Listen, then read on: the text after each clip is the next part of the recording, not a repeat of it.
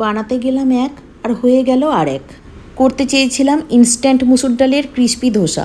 মুসুর ডাল ভালো করে ধুয়ে মিনিট 5 জন্য রেখে দিলাম। গাজরটা কুড়িয়ে নিলাম বাটার সুবিধার জন্য, একটু ছোট করে কেটে নিলেও হতো। হালকা ঝালের জন্য একটা কাঁচা লঙ্কা নিলাম। সবগুলো মিক্সিতে ঢেলে নিয়ে ওর মধ্যে অল্প আদা আর পরিমাণ মতো নুন দিয়ে ব্লেন্ড করলাম। একটা বাটির মধ্যে ঢেলে ওর মধ্যে বেশ কিছুটা জল দিলাম যাতে ব্যাটারটা বেশ পাতলা হয়। এই রেসিপিটা একটা পেজে দেখেছিলাম, তার বেশ ভালো মতোই উঠে এলো। আমারটা পুরোপুরি জড়িয়ে গেল।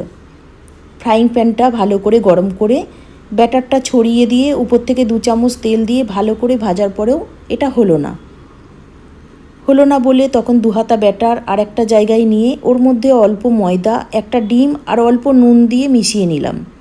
দিয়ে আর একটা ফ্রাইং প্যান বসিয়ে 1 চামচ তেল ছড়িয়ে নিয়ে ওর মধ্যে 2 হাতা ব্যাটার দিয়ে ছড়িয়ে নিলাম। উপরটা একটু শক্ত হলে উল্টে পাল্টে লাল করে ভেজে নিলাম। এটাকে মুসুর ডালের চিলা বা মুসুর ডালের গোলা রুটিও বলা যায়।